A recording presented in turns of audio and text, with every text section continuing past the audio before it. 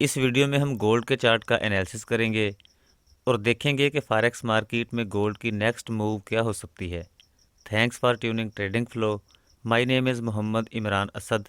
हमारे साथ रहिएगा। प्रीवियस एनालिसिस में हमने गोल्ड को सप्लाई जोन में सेल करने और 1925 से 1912 के लेवल को एज आ टीपी टारगेट करने के बारे में बात की थी। हमारी प्रेडिक्शन थी कि मार्केट बेरिश है और इसे मज़ीद ड्रॉप होना चाहिए, लेकिन बहुत माजरत कि मार्केट ने हमारे अंदाजे के अपोजिट जाना शुरू कर दिया और 1993.4 के लेवल तक जा पहुंची और लास्ट वीक 1980.5 के लेवल पर क्लोज हुई। लेकिन इसके अलावा हमने ये भी डिस्कस किया था कि हायर टाइम फ्रेम में गोल्ड की मार्केट बुलिश है और किसी भी लेवल से अप जा सकती है। यकीनन हायर टाइम फ्रेम के मुताबिक गोल्ड की मार्केट बुलिश ही है और आने वाले वक्त में भी बुलिश ही रहेगी, क्योंकि पूरी दुनिया में वक्त के साथ साथ गोल्ड की माइनिंग प्रोडक्शन कम होती जा रही है और डिमांड दिन ब दिन बढ़ती जा रही है और इसके अलावा वार इम्पैक्ट भी है। हायर टाइम फ्रेम के मुताबिक अगर मार्केट वॉल्यूम और मोमेंटम के साथ अपसाइड को स्ट्रक्चर ब्रेक करती है तो 2028 से 2067 का जोन मार्केट का दूसरा टारगेट हो सकता है।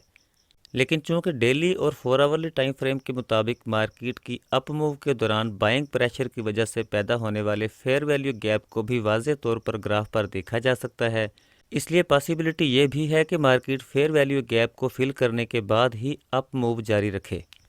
अगर गोल्ड की करंट पोजीशन को देखा जाए तो वीकली टाइम फ्रेम के मुताबिक मार्केट अपसाइड को ट्रेंड चेंज करने के बाद 2 हफ्ते मुसलसल ड्रॉप हुई और लास्ट वीक ग्राफ पर बुलिश कैंडल प्रिंट हुई है। डेली टाइम फ्रेम के मुताबिक भी मार्केट अपसाइड को ट्रेंड चेंज करने के बाद ड्रॉप हुई और मार्केट ने स्विंग लो को ब्रेक करने के बाद सिर्फ 0.38% तक पुल बैक लिया और अगेन अप जाना शुरू कर दिया और लास्ट वीक ग्राफ पर एवरेज लो वॉल्यूम के साथ शूटिंग स्टार कैंडल प्रिंट हुई है, जो कि मार्केट के ड्रॉप होने का साइन हो सकता है।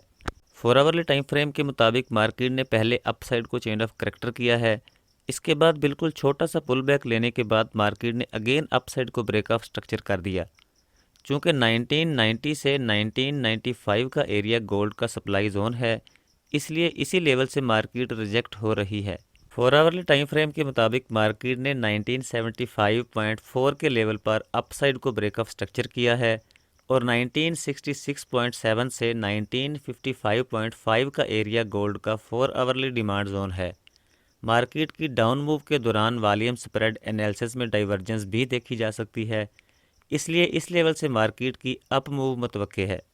गोल्ड की मार्केट का पहला सिनेरियो ये है कि अगर मार्केट इसी लेवल से अप जाती है तब सप्लाई जोन में हम मार्केट के बिहेवियर को नोट करेंगे और मार्केट की हाई रिजेक्शन की सूरत में हम गोल्ड को सेल करेंगे और गोल्ड के 4 आवरली डिमांड जोन के एरिया को एज अ टीपी टारगेट करेंगे। रिजेक्शन की मज़ीद कन्फर्मेशन के लिए हम लोअर टाइम फ्रेम जैसे 15 मिनट में जाएंगे और अल्ट्रा हाई वॉल्यूम के साथ अगर ग्राफ पर हमें bearish engulfing candle, shooting star या फिर कोई भी डोजी वगैरह देखने को मिलती है तब ही हम गोल्ड को सेल करेंगे। 1 आवरली टाइम फ्रेम के मुताबिक मार्केट डाउन साइड को ट्रेंड चेंज कर चुकी है और अगर मार्केट के प्रीवियस बिहेवियर को देखा जाए तो मार्केट ने पहले भी 2 दफ़ा डाउन साइड को ट्रेंड चेंज किया है और फिर लिक्विडिटी लेने के बाद मार्केट ने अगेन अप साइड को चेंज ऑफ करेक्टर कर दिया है।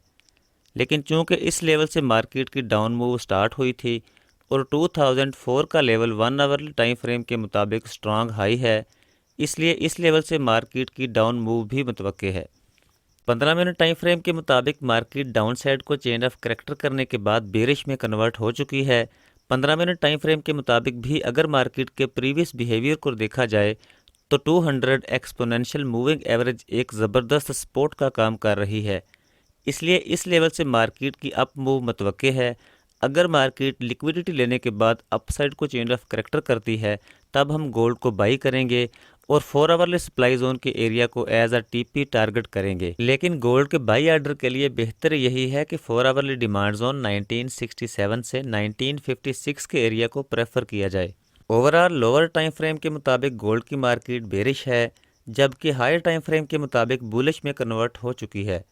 1990 से 2005 के एरिया को लोअर टाइम फ्रेम में कंफर्मेशन के बाद गोल्ड के सेल ऑर्डर के लिए प्रेफर किया जाए, जबकि गोल्ड के बाई ऑर्डर के लिए 1966.7 से 1955.5 के एरिया को फर्स्ट पॉइंट ऑफ इंटरेस्ट और 1949 से 1931.5 के एरिया को एक्सट्रीम पॉइंट ऑफ इंटरेस्ट के तौर पर देखा जा सकता है। और एज़ यूजुअल इस वीक में भी यूएसटी की हाई इम्पैक्ट न्यूज़ हैं, जिनमें most important FOMC meeting, unemployment claims, revised consumer sentiments, flash manufacturing और फ्लैश सर्विसेज पीएमआई का डाटा अहम है।